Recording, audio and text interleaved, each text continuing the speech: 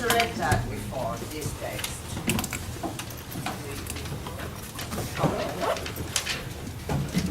I realize we have 6 graduating students in the critical theory concentration this year, and 5 of them are in this classroom.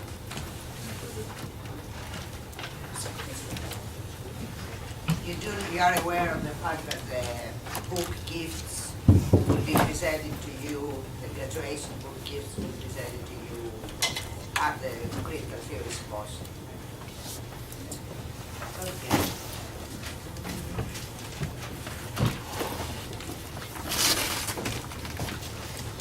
Is this running?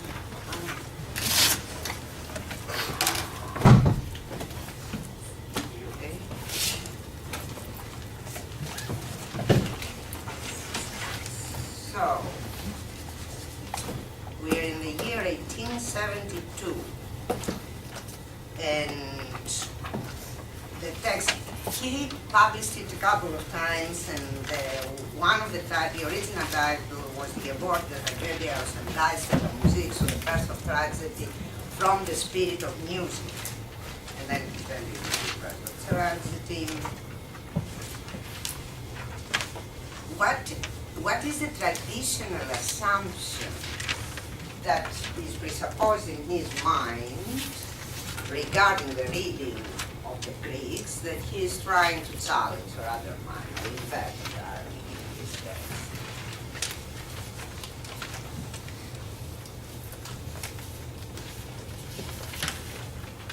What can you infer from what he is arguing? What must have been what people normally would think as that Greek forms of art were unified and considered, I guess, like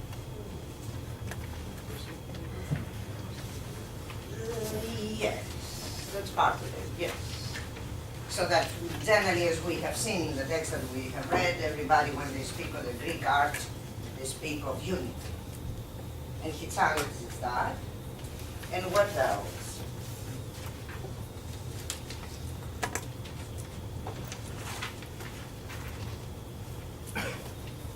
According to that traditional assumption, what was the Greeks' understanding of the world, their relation to life? How did they perceive life?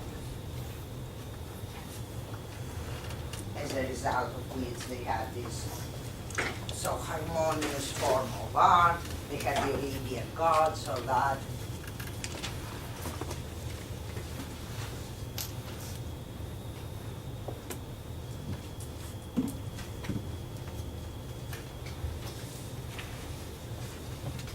Are the Olympian gods represented as representing a joyful life or a miserable life or what? Yes, joyful. So the Olympian gods are supposed to represent a joyful life, and traditionally that fact would be understood how, in terms of how the Greeks themselves, not the gods, the people, experience life.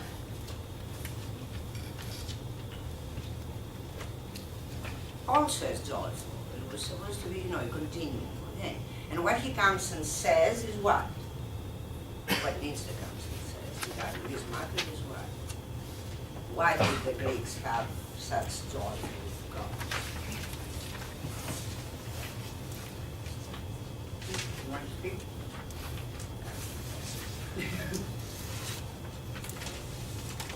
Terror and horror. Because they were suffering to death. They felt horror and terror, and to survive life, they had to imagine these joyful Olympian gods. So what is new in his reading is precisely this inversion, that don't mistake the products of the imaginary for a one-to-one translation to real life. On the contrary, the imaginary might work like let's say, a defense mechanism. You produce things, which is the way actually that Marx, before Nietzsche, had read religion, meaning the Christian religion. The fact that, it's because people are miserable in their real lives that they need these religious constructs and the hope of salvation and what have you. Basically, Nietzsche reproduces here this argument. It's because they were in horror and terror and they were suffering that they needed to produce this imaginary world of the gods. Now, in addition to all that, there runs this typical by now line of thought within Nietzsche's work, which is the distinction between what are the two themes that run throughout? Dreams and intoxication. Yes, which stand for what names? Apollo and Dionysus. The Apollonian and the Dionysian. Okay, you see that throughout, not throughout, but in many of Nietzsche's work. So we have the Apollonian and the Dionysian, and if we want, let's do a list of, this is again the pendulum, and we are recording, so we want to make sure that it's visible. So if we want to put concepts under this category, well, we will try with Anna Memphis already mentioned two, namely dreams under whom? Apollo or Dionysus? Apollo. And here we have intoxication. Other concepts? Music is Dionysus. Sorry? Music. Which is what side? Dionysus. Yes, though both, in fact, Apollo, keep in mind, is the god of both light, of many, many things, including light, and the sun, meaning S-U-N, the sun, and music, but what kind of music? In fact, he mentions what kind of music. Yeah. Oh. Doric architectonic music, which is like saying, very strict and controlled and no excess. Okay.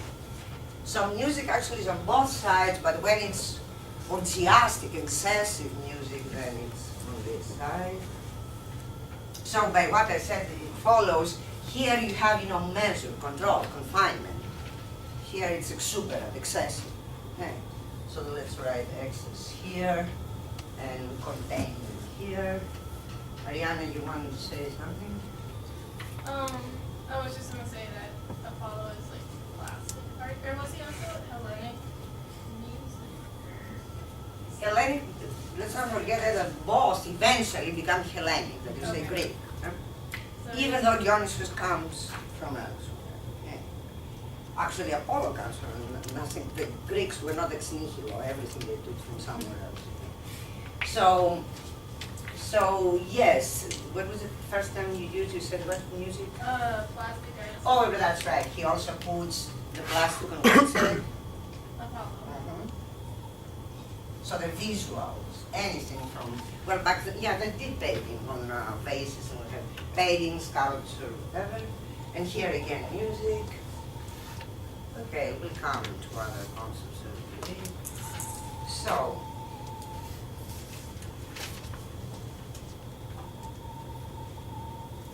and he links dream to what else? What other, beyond art, what else does it need dream, presupposes dream in order to be able to do it? Philosophy, even philosophy presupposes that you need dream world. Okay, he begins, at least this fragment begins, with references to Schopenhauer. What is the major principle in Schopenhauer? Principum individuationis. The principium individuationis, which means the principle of individuation, which he equates with what other principle?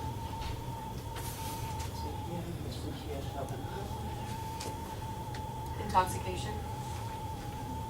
No. So we have Schopenhauer and he refers to the principle.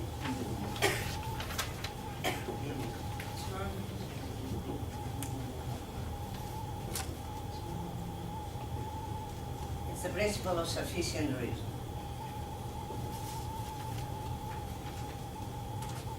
So I brought, actually because we didn't read Schopenhauer in this class, I brought a handout which summarizes some basic relevant concepts in Schopenhauer. Again, I will start circulating this way. And unfortunately, I made exactly 40 copies. There are some people absent, so you may keep the copy. So we said the last time, what is the central concept that Schopenhauer focuses on? Which then Nietzsche picks up. The will. Okay. Hidden will of power, human will. Nietzsche then. And we will see here some explanations. So this is from the Stanford Encyclopedia of Philosophy. Things like that are to be used only in emergency, because here you rely, on some reading of somebody. If you really want to know philosophy, you have to go to the actual text. But here, since we are not reading Schopenhauer and we need to understand a little what he is about, I brought this. Does everybody have their hand out? We didn't get access.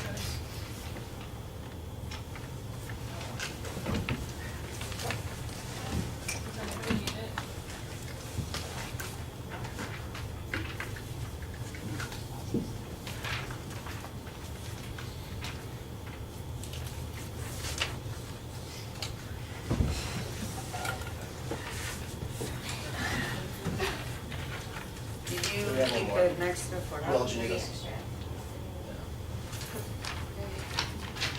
Thank you, everybody. Okay. So, Alice, please read. Schopenhauer. Schopenhauer does not believe, then, that will causes are representations. His position is that will and representations are one and the same reality, regarded from different perspectives. Okay, let me back up a little. So, Schopenhauer comes after Kant. And you remember that Kant had the juxtaposed to representation what? Nature? Sorry? Nature? Yeah. Nature? What? Nature? No, no. You have representation, not phenomenon. What do you have on the other hand? The thing in itself, which is not accessible to representation, to experience. It's not a phenomenon. We cannot know the thing in itself. And yet the thing in itself, there is a causal relation in which the thing in itself produces as an effect the representation. It goes only this way. Okay. So whatever I experience is a representation. I never know the table in itself. I only know how the table is given to my perceptions. And the table in itself is inaccessible. Once again. Schopenhauer replaces the thing in itself with the will. Says there are representations and there is will. But he also eliminates this causal relation. It's not that the will produces as its effect the representations. They are both, as you just read, the two sides of one and the same coin. Whatever representations represent, the same things happen on the level of will. Okay. Is it clear so far? Okay, next. They stand in relationship to each other, in a way that compares to the relationship between a force and its manifestation, as exemplified in the relationship between electricity and a spark. Okay, so just like you have an abstract force, electricity, that would be on the side of will, something specific that is the manifestation of electricity, a spark, would be on the side of representation. Is it clear? The example, I don't know, do I have it here? No, I don't. The example that one of the many examples that he himself gives is the movement of the hands when we speak or whatever. He says, he recognizes that on the level of experience, whatever I do, he takes the hands, it could be anything that the person does, there is, on a level you're not even conscious, you don't control consciously, you don't say, now I'm going to move my hand like that, right? In fact, you could not even, in terms of cognition, of knowledge, you could not even break down the movement of your fingers move different. It's impossible to describe practically what your head is doing, okay?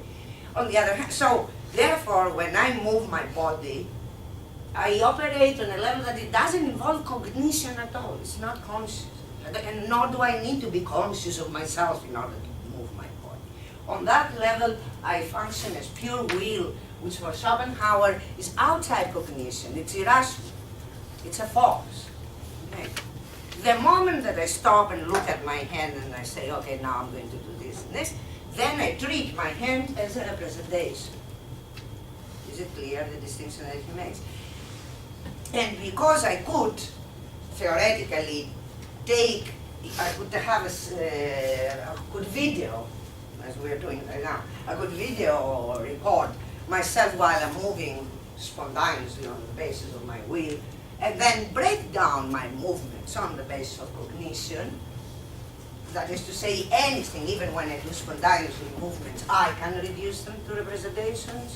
Therefore, the two are simply the two points of one and the same action, moving my hands. Okay, it's not simply, it's not all the will produces the representation or the representation of the will. This is also a distinction, you know, here you have reason, thought in general. Here there is no thought. It's a force. Okay. So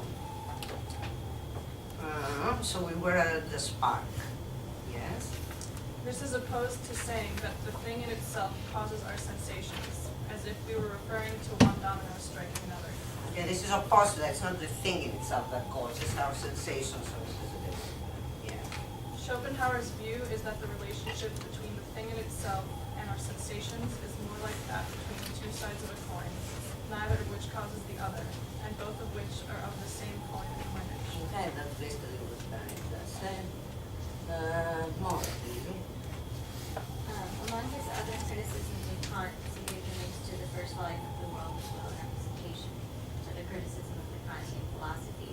Schopenhauer maintains that Kant's 12 categories of the human understanding, various categories to which we logically organize our field of sensations and the comprehensible individual objects, are reducible to the single category of causality, and that this category, along with the forms of space and time, is sufficient to explain the basic format of all human experience. So these individual objects dispersed throughout space and time, causally related to one another. If you go to the last two lines of the handout after the V's, that is, in the parentheses, you see the 12 categories, unity, plurality, totality, blah, blah, blah, doesn't matter. The point is that according to Kant, you had two primary categories, time and space. We know that, we see it, which tell me, are there out, according to Kant, are time and space out there in nature? Where are they? Exactly. They are categories of thought. And they are presupposed for thought itself, for perception. I can only perceive the table in time and space. The table in itself is not in time and space. Okay?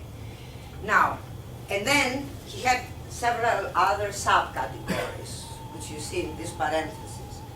And Schopenhauer claims, you know what, we don't even need all that. All we need is time and space, plus, in general, the category of causality. You have things in time, and space, and they relate to each other through causal relations. That's all you need. That's what you just read in the last sentence. One can explain everything. It's sufficient to explain the basic format of all human experience. Individual objects dispersed throughout space and time, causally related to one another. And that's his word. Simona, will you read the next paragraph?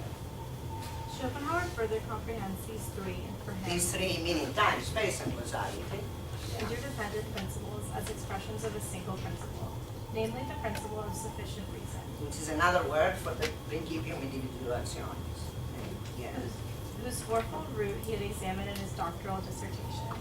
In The World as Will and Representation, Schopenhauer often refers to an aspect of the principle of sufficient reason as the principle of individualization. Principum individualitatis. Linking the idea of individuation explicitly with space and time, but also implicitly with rationality, necessity, systematicity, and determinism. So, having read that, now we know that on this side, Tell me, is the principium individuationis on this side, is it Apollonian or Dionysian? Apollonian. So when we speak of the principium individuationis or the sufficient reason, we also entail, and I'm not going to write the terms, but you have it here, we entail also all these things. Reason, what was it, rationality, necessity, systematicity, and determinism. And of course, individuation. That is, which entails self-consciousness. I am conscious of the fact that I am an individual self. What do I have on this side instead? Unity. Unity, which entails regarding the self, A lack of.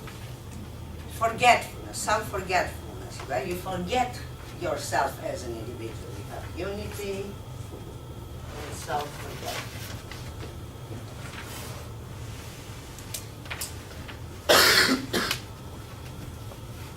He's producing all this argument based on the Dionysiac, Bacchanalian, whatever festivals, and which were orgiastic and so on.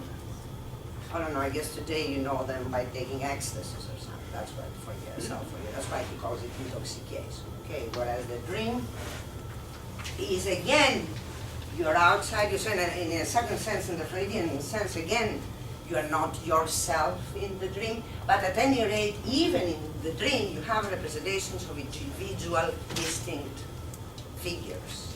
Huh? Whereas on the level of intoxication, all this disappears. Okay, did we finish that? Oh no, we have one more sentence.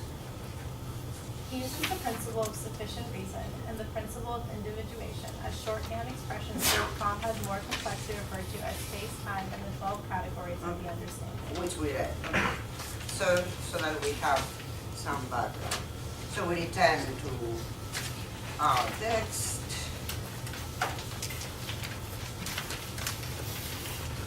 This explains basically, you have in fact the term self-forgetfulness already on page 223. Yes, it's the very last 5 lines. These Dionysian emotions awake, and as they grow in intensity, everything subjective vanishes into complete self-forgetfulness. So we lay down down. So he goes back, basically he gives a fairy tale. Okay, fairy tale, presumably the development. What do we have at the end of the development? We start with, not even with the Greek Dionysian festivals, but with what? What are the festivals that he refers to prior to the Greeks? In fact, it's a transition. The moment the Greeks take up the festivals, he claims that there is a shift there.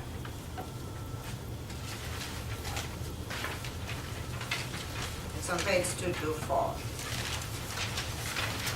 She goes to, in fact, he refers to medieval rituals, and in the text, such as St. John and St. Vitus and what have you. And there says we rediscover, third line, left column, we rediscover. We rediscovered the Bacchic choruses of the Greeks with their prehistory in Asia Minor as far back as Babylon and the orgiastic Psyche, that's it, okay. So they come from there, so it's a Babylonian tradition, which actually this here lasted 5 days. It was the New Year's, which back then was celebrated, I don't even know when. So it was a New Year festival which lasted 5 days, and it was very, very excessive, and including brutal, sexually excessive, or artistically, whatever you want to call it, excessive, and it included brutality, that is to say, sacrifices, including of humans and so on. There is no limitation. Now, and we see going down that column that he mentions the universal harmony, which pertains precisely to the Dionysiac oneness. Okay, when he uses the word harmony in this concept, he means it In fact, it's not even a matter of unity, it's more of a oneness. There are no distinctions, there is no individuation, everything is one, including nature. Humans, nature, everything is one. Second section. Okay, in the first paragraph of the second section it says, now I've explained all that in terms of nature. The point is, how does this translate itself in terms of art? Let's read. So in terms of nature, there is the world of dreams, and there is an intoxicated reality.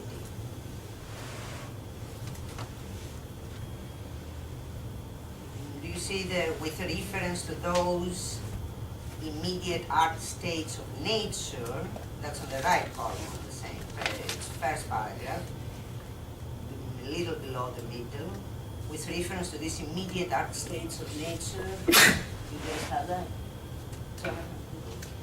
With reference to these immediate art states of nature, every artist is an imitator. That is to say, either Napoleon, artists in dreams, or Dionysian, artists in ecstasies, or finally, as for example in Greek tragedy, at once artists in both dreams and ecstasies. So, this is basically the whole itinerary of this little narrative in one sentence. We'll start with the Dionysian and the Apollonian, and the arrival point is where the two are synthesized. Aesthetics? He said it in the sentence. Great tragedy is the arrival point. Okay, we start from these two kinds of festivals, which therefore are artistic manifestations, to arrive to tragedy. Okay, and it's on the next page, to 25, that he points out that according to him, there is a major shift between the barbarian Dionysiac festivals and the Greek Dionysiac festivals. The moment the Greeks take up the Dionysian element, it's the first time that, it's the right column, the very first paragraph. The last line of the left column is, we shall now recognize. David, will you read? We shall now recognize in the Dionysian orgies of the Greeks, as compared with Babylonians, Achaia, with their reversion of man to the tiger and the ape. That's what the Babylonians in here did, yes. The significance of festivals of world redemption and days of transfiguration. So the point is, in the barbarians, yes, they did succeed in having the oneness, the self-forgetfulness, everything was one, but they didn't have redemption. They didn't have a notion of transfiguration. It's interesting because generally, as you know, perhaps you know, Nietzsche always attacks Christian morality and all these things. Nevertheless, redemption, transfiguration are concepts that he maintains here. So, yeah, so for him that's the important shift, that from then on, you have oneness and self-forgetfulness, but in a specific way that involves redemption and transfiguration. Yes? It is with them that nature for the first time attains her artistic jubilee. It is with them that the destruction of the principium individuationis for the first time becomes an artistic phenomenon. Mm-hmm. The horrible So yeah, the barbarian Dionysiac festival also destroyed the principium individuationis. They had oneness, they had self-forgetfulness, but that doesn't mean that it was an artistic phenomenon. In order to become an artistic phenomenon, it had to be practiced the way the Greeks did. And he will tell us eventually what is the difference. Okay, what is the, in terms of literary history, what is the genre that precedes tragedy, the Greek tragedy, which is the arrival point, and out of which tragedy emerges? Yeah? Epic, even before epic, what is the specific genre? The patriarch. And I have no idea actually how you pronounce it in English. I said it's semi-Greek, semi-German. This round. So, which is what? What is the this round?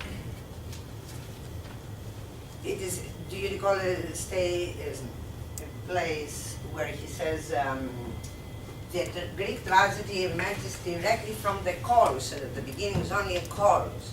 So the Dihira is basically a chorus. You have literally, whatever, a group of, in fact, he describes how, because there were contests,